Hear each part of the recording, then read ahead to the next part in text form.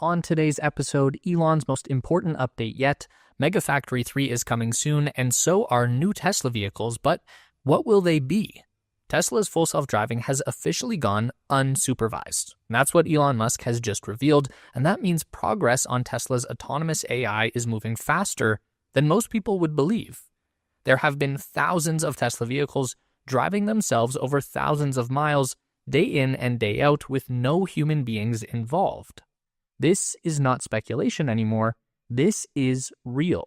For now, unsupervised autonomy is still being done outside of the public eye, but that's all about to change in a very big way. Driverless Teslas are coming to the streets of America this year, and soon after, the world. But even though the company has finally cleared some long-standing technical hurdles, that doesn't mean it's going to be smooth sailing from here on out. First off, here's Elon himself on what he expects will happen. 2025 is a pivotal year for Tesla. When people look back on 2025 and the launch of unsupervised FSD, they may regard it as the biggest year in Tesla's history. It will be regarded as the most important year in Tesla's history. The reason being that this is the year Elon says they will finally crack FSD and launch on the streets, in some capacity at least. Elon says, "I think we'll have unsupervised FSD in almost every US market by the end of this year, limited only by regulatory issues. I'm confident we will release unsupervised FSD in California this year and maybe other regions of the US this year too." Elon also says Tesla will be launching unsupervised FSD first as a paid service in Austin, Texas in June, confirming there will be no one in the car, full service. This makes sense, as we've already heard that this has been low-key tested on the streets with Tesla employees as the riders. But this service will also not be exclusive to Tesla-owned vehicles. Elon says we'll be able to add or subtract our car from the robotaxi fleet in 2026, working kind of like Airbnb. So yes, if Tesla is actually launching in most US markets by the end of this year, it would indeed become the most important year in Tesla's history. And since Elon is so confident, it leaves us wondering, where are we at with FSD today? Now, without commenting on the actual performance of different FSD versions and experiences, you can find enough of those ranging from both bad to mind-blowingly good. Let's see the scale we're at today. In Q4 2024, Tesla owners cumulatively drove an average of around 9.8 million miles per day using supervised FSD, the highest daily average in the company's history. By the end of 2024, Tesla has reached nearly 3 billion miles driven on FSD. Elon, of course, says the only people who are skeptical of FSD are the ones who haven't tried it. But what is holding Tesla back from launching right this moment then? Elon Musk compared Tesla's approach to self-driving to dipping a toe in the water, starting slow, testing carefully, and making sure it's significantly safer than a human driver before full rollout. He emphasized that the safety standard has to be extremely high because even minor incidents with autonomous cars make global headlines, despite thousands of regular car accidents happening daily without any attention. Right now, the only thing holding Tesla back is an excess of caution. Now, if you are one of the poor souls with an older Tesla vehicle running on Hardware 3, we've got an update from Elon on this as well. Owners who subscribe to FSD on a monthly basis will not receive a free upgrade. However, those who have purchased FSD outright will be eligible for a complimentary hardware upgrade. We are personally expecting Tesla to clear it all up in a statement to make sure people know if they should expect an upgrade or not sometime soon, although that also might be a bit too much of us to expect from Tesla. Elon threw in a surprisingly candid comment on the widespread computer replacement. That's going to be painful and difficult, but we'll get it done. Now I'm kind of glad that not that many people bought the FSD package. The shareholders also asked about interest from other automakers towards licensing FSD. Elon says, "We are seeing significant interest from other car companies. We are only going to entertain situations where volume will be very high."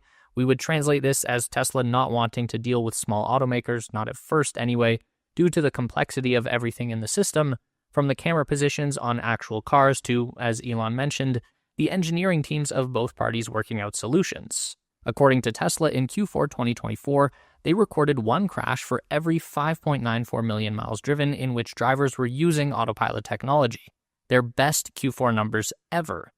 This is quite significant compared to the US average of 0.7 million miles.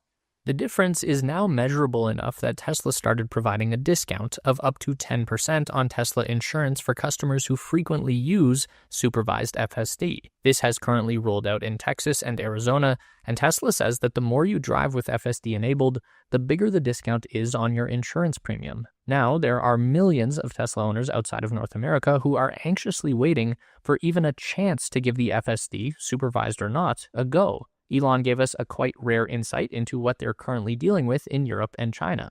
Basically, Europe is a layer cake of bureaucracy and paperwork. Just to get full self-driving approved in the Netherlands, they first have to work through a mountain of paperwork with the Dutch government, and then the Netherlands needs to present the case before the European Union, which won't happen until May. And then, if the EU likes what the Dutch are saying, the case can then move to a bigger committee of EU member nations, and then after basically every nation in Europe signs off on the change, Tesla will be allowed to release FSD in the Netherlands. Now, in China, Tesla is up against a whole other problem. The Chinese are paranoid, so they won't let Tesla export video from Chinese cars to their US-based AI training cluster, but the US aren't much better, and they won't let Tesla build a new training cluster in China, so there's no way to get the data and the training hardware in the same place. The best solution that Tesla has come to so far is to just take a random video of Chinese streets from the internet and feed that into their AI training computer. This is the only way to begin showing the AI what Chinese street signs and traffic symbols look like. Then Tesla has created an accurate virtual simulation of Chinese roads for the AI to practice on, which is a good first step, but it's still not going to capture a lot of the incredibly complex and nuanced details of the Chinese infrastructure. Now, there is one case where Tesla has already solved full self-driving. Tesla has just announced that the new Tesla vehicles from the Fremont factory are now officially driving themselves autonomously. They travel 1.2 miles from General Assembly to their designated loading dock without any human intervention. Yes, the first miles your Tesla drives will now have no one inside. This is also a perfect testing ground for Tesla, as the route can be rather predictable and pre-mapped. Plus, since it takes place on its own compound, Tesla can take all liability if anything does happen. Elon says Tesla is building a third Megapack factory. Tesla says that both Powerwall and Megapack continue to be supply constrained as we open new markets and demand for energy storage products continues to grow. With construction completed, Shanghai Megafactory will begin ramping in Q1. The energy business achieved another record in Q4 with its highest ever gross profit generation. Tesla's Q4 energy storage deployments was 11 gigawatt hours, which is 224% more than in Q4 of 2023. Tesla expects energy storage deployments to grow at least 50% year over year in 2025. Powerwall deployments also achieved another record quarter as Tesla continues to ramp Powerwall 3 production and launch in additional markets. Here is the freshly built Megafactory in Shanghai with Giga Shanghai behind it. Tesla's earnings deck repeated, luckily for us, what they also said in Q3. Plans for new vehicles, including more affordable models, remain on track for start of production in the first half of 2025. These vehicles will utilize aspects of the next generation platform, as well as aspects of our current platforms, and will be produced on the same manufacturing lines as our current vehicle lineup. As for what these vehicles are, your guess is as good as mine. Somewhat surprisingly, Elon said they have run up against a battery pack constraint.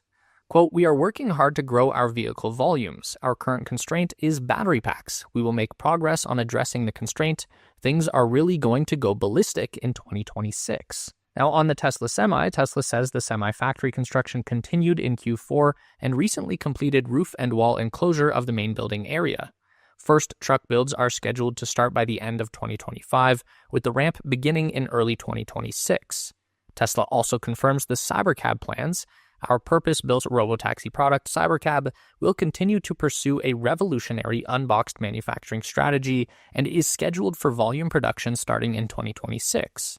Meanwhile, for the existing product line, Tesla has yet again proved to be the cost king. In Q4, cost of goods sold, or COGS, per vehicle reached its lowest level ever at less than $35,000, driven largely by raw material cost improvement, helping us to partially offset our investment in compelling financing and lease options. In case you've wondered what features any of the new vehicles Tesla is planning to build have, they gave us some breadcrumbs in this image showing what new technologies they plan to carry over to future vehicles from the Cybertruck. If we are talking about a possible minivan in Tesla's lineup, we could easily see several of these making sense, like going 800 volts on the battery pack, obviously, which also brings the peak charge up to the 500 kilowatt range, something that the superchargers can now actually deliver with the new V4 cabinets. We're still unsure if Tesla is able to already go 48 volt in anything other than the Cybertruck, but they seem sure in making it an industry standard sooner or later, and from this chart it seems they already plan some future vehicles using it. With a larger vehicle like a minivan, Tesla would of course go steer-by-wire for several reasons, and this brings the benefit of rear-wheel steering as well. The minivan would have a huge panoramic glass roof, yet stays cool thanks to Tesla's latest advances at novel glass and laminate. Sound isolation is a huge win as well. Talking of the sound system will be freaking amazing because they'll use the vehicle's body structure. One thing we learned from this, on any type of next vehicle, Tesla seems to have abandoned the idea of building anything other than the Cybertruck instinct.